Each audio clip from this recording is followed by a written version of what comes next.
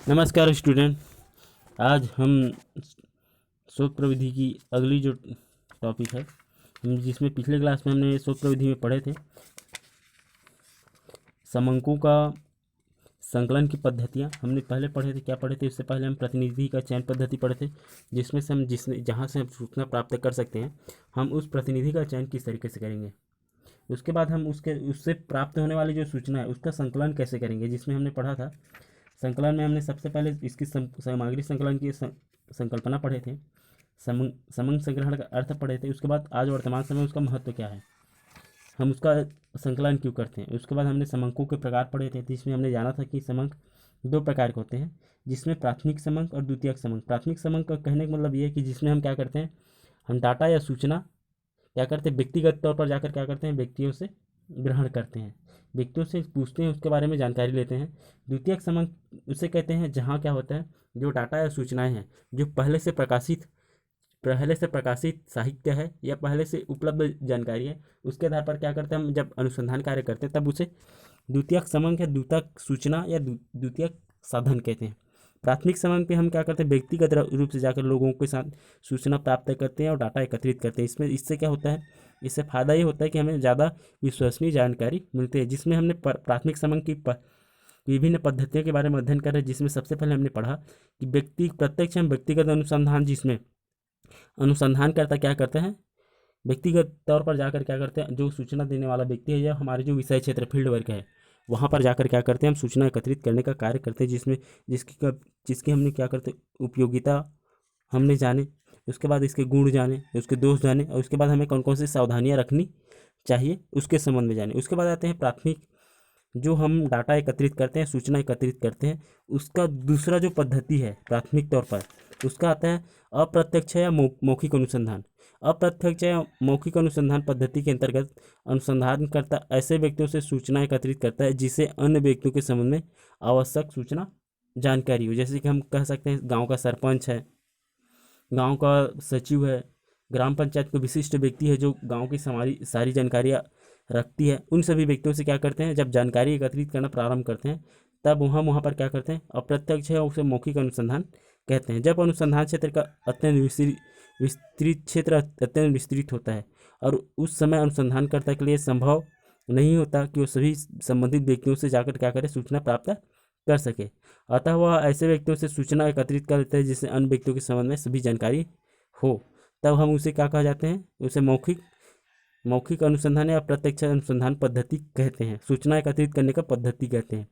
अप्रत्यक्ष मौखिक अनुसंधान पद्धति का उपयोग अधिकतर विभिन्न प्रकार के आयोगों एवं जांच समितियों द्वारा किया जाता है। उदाहरण के तौर पर अगर देखें तो यदि अनुसंधानकर्ता को श्रमिकों के संबंध में समंक डाटा एकत्रित करना है, तब वह क्या करता है, प्रत्येक श्रमिकों से जानकारी प्राप्त करके कारखाने के मैनेजर से या अन्य अधिकारी से उपयुक्त सूचनाएं प्राप्त कर लेता है। ये हो गई अप्रत्यक्ष अनुसंधान पद्धति। मगर जो हम अप्रत्यक्ष अनुसंधान पद्धति के माध्यम से जो अध्ययन करते हैं उसकी उपयोगिता क्या होती है, तो सबसे पहले उपयोगिता ये होती है कि जब अनुसंधान के क्षेत्र विस्तृत हो तब हमें क्या करना पड़ता है, इस प्रकार की जो पद्धति है उसको अपनाना पड़ता है। पहली उपयोगिता ये है। नहीं तो क्या होता है, बहुत ज़्यादा बड़ा क्षेत्र होने के कारण समय ज़्यादा लगता है, रकम ज़्यादा लगता है, इसके कारण से हमें क्या करना पड़ता है, इसको अपनाना पड़ता है। दूसरा, इसकी उपयोगिता ये बताई गई है कि सूचनादाता को देने में संकोच और शर्म टाल मटोल करता रहता है। कहने का मतलब ये कि कई बार क्या करते हैं, व्यक्तिगत तौर पर अगर सूचना प्राप्त करना चाहते हैं लोगों से, तो कई बार लोग क्या करते हैं, सूचना देने में आनाकानी करते हैं, वो नहीं बताना चाहते ताकि किसी प्रकार की सरकारी जो सुविधाएं उसको मिल रही है वो सुविधाएं मिलना बंद ना हो जाए। इसलिए क्या हम क्या कर सकते हैं, इस तरीकों को अपना सकते हैं। तीसरा कारण जाने तो अनुसंधानकर्ता के प्रश्न कठिन हो सकते हैं। कहने का मतलब ये है कि अनुसंधान के संबंध में जो जिन शब्दों का प्रयोग ज़्यादातर किया जाता है वो शब्द ज़्यादातर सामान्य मनुष्य की जो बातें हैं उसके दिमाग में नहीं घुस पाती है।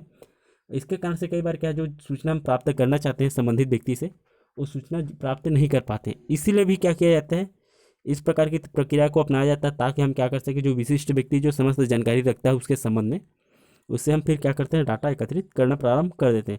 उसके साथ साथ अगर अगला कारण देखें हम, अप्रत्यक्ष मौखिक अनुसंधान पद्धति को अपनाने का डाटा एकत्रित करने में, वो आता है प्रत्येक सूचनादाता से संपर्क साधना संभव नहीं हो पाता है। कहने का मतलब ये कि किसी भी क्षेत्र में काम करने वाले जो लोग हैं किसी भी क्षेत्र में रहने वाले जो लोग हैं कहीं काम पर गए हैं, किसी दूसरी काम में व्यस्त है, या अन्य कारण, बहुत सारे कारण हो सकते हैं जिसके कारण से हम प्रत्येक व्यक्ति से सूचना या उससे संपर्क नहीं साध सकते।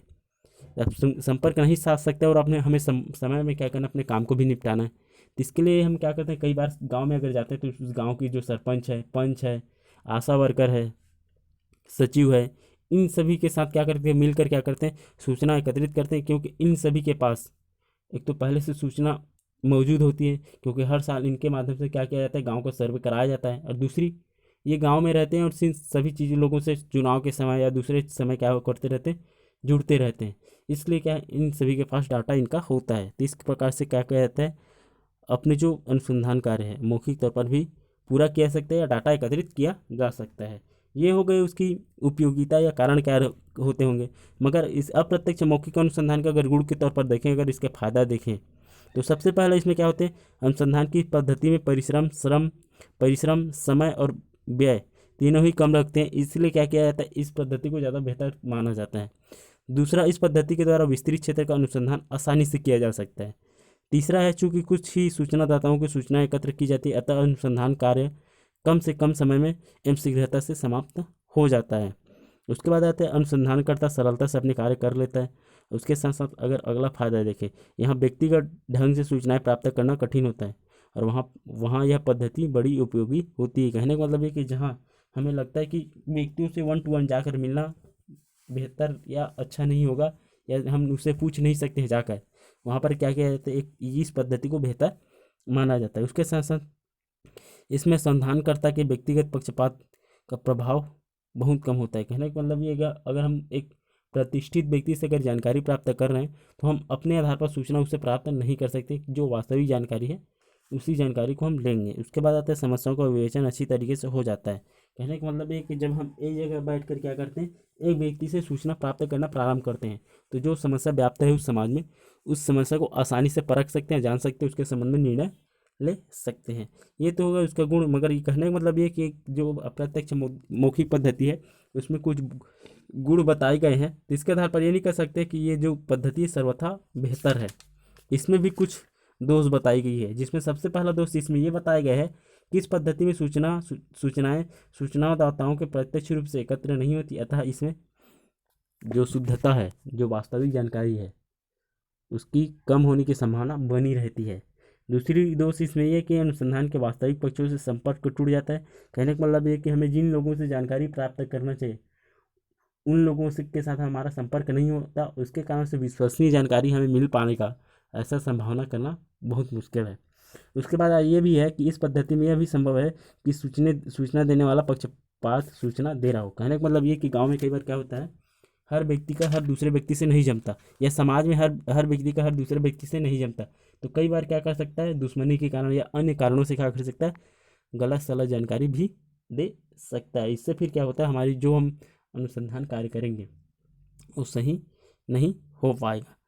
उसके बाद आता है, अगर अंत में अगर इसका दोष देखें, तो इस पद्धति में चूंकि सूचनाएं प्रत्यक्ष रूप से संकलित की जाती हैं या इकट्ठा किया जाता है, अतः तो फिर क्या होता है, सूचनादाता इसमें अरुचिपूर्ण व्यवहार करता है और कभी कभी भी वह जानबूझकर भी टाल देता है। कहने का मतलब ये कि हम किसी एक व्यक्ति का जो सूचना किसी दूसरे व्यक्ति से अगर ग्रहण कर रहे हैं, तो इसमें हो सकता है कि जो सूचना देने वाला जो व्यक्ति है वो अपने रुचि ना दिखाए और इसके कारण से टाल मटोल कर दे, इधर उधर की जानकारी गपशप कर दे, जिससे हमें बेहतर जानकारी ना मिल सके। ये तो हो गए दोस्त। मगर हमेशा क्या करना चाहिए, एक संकलन करने वाला जो व्यक्ति, सूचना एकत्रित करने वाले व्यक्ति को बहुत सारी चीज़ों पे ध्यान देना चाहिए, जिसमें से सबसे पहला चीज़ ये है कि अनुसंधानकर्ता को सूचनादाताओं की बात पर एकदम विश्वास नहीं कर लेना चाहिए, क्योंकि माना जा सकता है कि जो एक व्यक्ति जो दूसरे व्यक्ति का जो सूचना दे रहा है, कभी कभी वो गलत सूचना भी दे सकता है, इसलिए पूरी तरीके से उस पर भरोसा नहीं करना चाहिए। दूसरा, अनुसंधानकर्ता को अधिक से अधिक व्यक्तियों से संपर्क स्थापित कर सूचना एकत्रित करना चाहिए। तीसरा, इसमें यह कहा गया है कि जिन व्यक्तियों से साक्ष्याँ प्राप्त की जा रही है वे तथ्य भली भांति परिचित हो तथा योग्य, शिक्षित एवं विश्वसनीय व्यक्ति हो। कहने का मतलब ये कि अगर हम जिन व्यक्तियों से सूचना एकत्रित कर रहे हैं, सबसे पहले हमें ये देख लेना चाहिए कि हम जिनसे सूचना ले रहे हैं वो गाँव के बारे में जानते हैं, हर व्यक्ति के बारे में जानते हैं, उनके घरों के बारे में जानते हैं, उसकी समस्याओं के बारे में जानते हैं या नहीं जानते हैं। यह व्यक्ति उनकी सूचना देने के काबिल है या नहीं है। कहने का मतलब ये कि किसी गांव में चलेगा और किसी सामान्य व्यक्ति से अगर सूचना अगर ग्रहण कर रहे हैं, अगर ले रहे हैं, तो उसमें संभावना बहुत ज़्यादा बढ़ जाती है कि वो गलत जानकारी दे सकता है। मगर वहीं हम क्या करेंगे, गांव के सचिव या सरपंच या जो आशा वर्कर है उसके पास से अगर जानकारी प्राप्त करेंगे तो हमें सूचना ज़्यादा बेहतर मिलने की संभावना बनती है। उसके साथ साथ उन व्यक्तियों से संपर्क स्थापित किया जाए जो उसमें ज़्यादा रुचि लेता हो। कहने का मतलब ये है कि हमें उन व्यक्तियों से संबंध स्थापित करना चाहिए या सूचना ग्रहण करना चाहिए जो समाज से जानकारी रखता हो। ये तो हो गई हमें जो अप्रत्यक्ष है मौखिक पद्धति को अध्ययन करते समय या सूचना एकत्रित करते समय कौन कौन सी चीज़ों को ध्यान देना चाहिए। उसके बाद आते हैं सूचना एकत्रित करने का जो प्राथमिक स्रोत है, उसका तीसरा स्रोत स्थानीय स्रोतों एवं संवाददाताओं के द्वारा सूचना प्राप्ति करना। पहला हमने पढ़ा प्राथमिक स्रोत के पहला जो पद्धति है उसमें हमने पढ़ा व्यक्तिगत तौर से, दूसरा अप्रत्यक्ष है मौखिक रूप से, तीसरा जिसका जो पद्धति है वो स्थानीय स्रोत तथा संवाददाताओं द्वारा अपनी सूचना प्राप्ति करना। अनुसंधानकर्ता अनुसंधान की इस पद्धति में स्वयं सूचना को एकत्रित नहीं करता, बल्कि वह विभिन्न स्थानों में स्थानीय व्यक्तियों या संवाददाताओं को सूचना प्रदान करने का या सूचना प्राप्त करने के लिए क्या करता है, व्यक्तियों को नियुक्त कर देता है। स्थानीय व्यक्ति सूचनादाताओं से सूचना एकत्रित कर अनुसंधानकर्ता के पास भेज देता है। जिस तरीके से आज वर्तमान समय आप समझते होंगे, जिस तरीके से आज टीवी चैनल वाले क्या करते हैं, टीवी चैनल वाले जो एंकर होते हैं खुद जहाँ पर क्या करते हैं, जो वहाँ पर सूचना देते हैं टीवी में बैठकर पूरे लोग को, वो क्या करता है गाँव में जाकर विभिन्न क्षेत्रों में जाकर, जैसे कि चुनाव के संबंध में वो जो डाटा बताते हैं, उसमें क्या करता है कि इस साल यह व्यक्ति चुनाव जीतने वाला है, यह व्यक्ति हारने वाला है। जब वो क्या करता है अपनी टीवी चैनल में क्या करता है इसके संबंध में जानकारी प्रदान करता है, तो खुद जाकर क्या नहीं करता, उसके संबंध में जानकारी नहीं लेता है, बल्कि वो क्या करता है, वो अपने कुछ व्यक्तियों को नियुक्त कर देता है जो गांव शहर में जाकर क्या करता है, लोगों की जानकारी लेता है। तो उसी प्रकार से क्या करता है, जब अनुसंधानकर्ता क्या करता है, अपनी अनुसंधान को पूरा करने के लिए क्या करता है, जब वहाँ पर स्थानीय स्रोत एवं संवाददाताओं को नियुक्ति कर देता है, तब उसे प्राथमिक अनुसंधान के स्रोत के रूप में भी जाना जाता है। और संवाददाता अपने पूर्व अनुमान के आधार पर क्या करते हैं, सूचना एकत्रित कर अनुसंधानकर्ता के पास भेज देते हैं। और कभी कभी स्थानीय व्यक्ति तथा सूचनादाता भी वास्तविक सूचनाओं को एकत्रित नहीं करते और अपने अनुभव के आधार पर क्या करते हैं, काल्पनिक सूचनाएं अनुसंधानकर्ता के पास प्रेषित कर देते हैं। अतः संग्रहित सामग्रियों के अशुद्ध होने की संभावना बनी रहती है। अनुसंधानकर्ता इन्हीं व्यक्तियों को संवाददाताओं की सूचना के आधार पर निष्कर्ष निकालता है। तो इस पद्धति के प्रयोग भारत सरकार द्वारा कृषि तथा थोक मूल्यों के समंकों के संकलन के लिए किया जाता है। समाचार पत्रों के संपादक भी इसी पद्धति को विभिन्न शहरों तथा कस्बों से सूचनाएं समाचार एकत्र करते हैं और बाजार भाव भी इसी पद्धति के द्वारा नित्य प्रति एकत्रित कर समाचार पत्रों में प्रकाशित किए जाते हैं। मगर इसकी जो उपयोगिता देखें तो समंक संकलन की इस पद्धति में कुछ उपयोगिता बताई गई है, जिसमें सबसे पहला ये है कि इसको क्यों अपनाया जाता है। तो पहला इसको उपयोगिता ये है कि जब अनुसंधान के में उच्च स्तर की शुद्धता एवं सत्यनिष्ठा अनिवार्य हो, तब स्थानीय स्रोत एवं संवाददाताओं को एकत्रित किया जाता है और उनको उन क्षेत्रों में क्या करने के लिए, सूचना एकत्रित करने के लिए भेजा जाता है। दूसरा इसकी उपयोगिता या उपयोग ये है कि जब केवल काल्पनिक अनुमानित समंक आवश्यकता होती है, तब भी क्या किया जाता है, उसका प्रयोग करके सूचना एकत्रित करने का कार्य किया जाता है। मगर इसके गुण के रूप में देखें, अगर इसके फायदा देखें तो इसका पहला फायदा ये माना जाता है, अनुसंधान की इस पद्धति में अनुसंधानकर्ता को इस प्रकार एक स्थान पर बैठ कर क्या है, सभी स्थानों का सूचनाएं कम समय, कम परिश्रम एवं कम खर्च में भी प्राप्त हो जाता है। अगर दूसरा इसका फायदा देखें तो यदि अनुसंधान का क्षेत्र अत्यंत विस्तृत हो, तब यह पद्धति बड़ी उपयोगी सिद्ध होती है। और उसके साथ साथ जब काल्पनिक अनुमानित सूचनाएं एकत्रित करनी हो तो भी क्या हो जाता है, उसकी शुद्धता भले कम हो, मगर क्या होता है, आसानी से हमें सूचनाएं मिल जाती है। मगर इसके साथ साथ इसमें गुण होने के साथ, कुछ फायदे होने के साथ इसमें कुछ हानियाँ भी हैं, जिसमें सबसे पहला हानि ये है कि इस प्रकार से एकत्रित गई समंकों में शुद्धता क्या होती है, कम होती है। उसके साथ साथ इसमें समंकों में मौलिकता का अभाव भी कम होता है। उसके साथ साथ तीसरा अगर इसके दोष देखें तो समंक केवल अनुमानित एवं काल्पनिक होते हैं ज़्यादातर। उसके साथ साथ क्या होते हैं, यदि स्थानीय व्यक्ति का संवाददाता निष्पक्ष अगर नहीं है तो संकलित समंक अशुद्ध हो जाते हैं। अगला दोष इसका ये कि संकलित समंक उच्च स्तर की शुद्धता एवं सत्यता की आशा बिल्कुल नहीं की जा सकती है और साथ साथ कभी कभी सूचना समय अनुसार प्राप्त करना कठिन हो जाता है।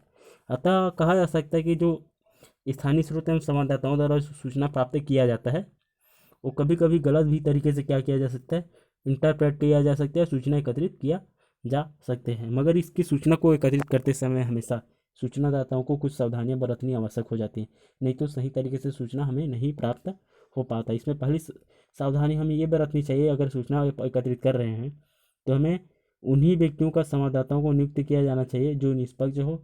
अगर कोई व्यक्ति पक्षपात तरीके से अगर सूचना एकत्रित करता है तो हमारी जो अनुसंधान है वो व्यर्थ हो जाएगा। दूसरा, स्थानीय व्यक्तियों को एवं संवाददाताओं को सूचना संबंधी सभी जानकारियाँ विस्तार से समझा दिया जाना चाहिए, नहीं तो वो सही डाटा एकत्रित नहीं कर पाएगा। तीसरी सावधानी है कि वे व्यक्ति शिक्षित अनुभवी होना जरूरी है जो डाटा एकत्रित कर रहा हो। उसके साथ साथ क्या होना चाहिए, संवाददाता सूचना एकत्रित करने में रुचि रखता हो तथा विश्वसनीय हो। उसके साथ साथ स्थानीय व्यक्तियों को संवाददाताओं की संख्या अधिक से अधिक होनी चाहिए ताकि ज़्यादा से ज़्यादा क्षेत्रों को कवर किया जा सके और ज़्यादा से ज़्यादा लोगों की सूचना एकत्रित किया जा सके। ये तो हो गई स्थानीय स्रोत एवं संवाददाताओं और सूचना प्राप्ति करने के स्रोत। उसके बाद आता है जो अगला पद्धति है सूचना एकत्रित करने का या सूचना एकत्रित करने का, वो सूचनादाताओं द्वारा प्रश्नावली को भरना। अनुसंधान की इस पद्धति को अंतर्गत अनुसंधानकर्ता सूचनादाताओं को सूचना प्राप्ति करने हेतु प्रश्नावली तैयार करता है। यह प्रायः छपी हुई होती है। अनुसंधानकर्ता इसे प्रत्येक ऐसे व्यक्तियों के पास स्वयं डाक से भेजता है जिसका वह सूचना एकत्र करना चाहता है। वह इस प्रश्नावली से यह इस बात का उल्लेख भी कर देता है कि उसके द्वारा भरी गई सूचनाएं गुप्त रखी जाएगी, किसी भी परिस्थिति में प्रकट नहीं की जाएगी। प्रश्नावली में अनेक प्रश्न होते हैं। प्रश्न इस प्रकार से होते हैं कि सूचनादाताओं को हाँ या नहीं में उत्तर देना होता है अथवा कम से कम शब्दों में लिखना होता है। कभी सूचनादाताओं के लिए प्रश्नावली में स्वयं कभी तथ्य दे सकते हैं और केवल उन्हें उपयुक्त पर निशान लगाना होता है। अनुसंधानकर्ता इस बात का भी प्रयत्न करता है कि उसे सूचना देने वाला का पूर्ण सहयोग एवं विश्वास प्राप्त हो जाए और सहयोग एवं विश्वास से ही प्रश्नों का उत्तर प्राप्त हो।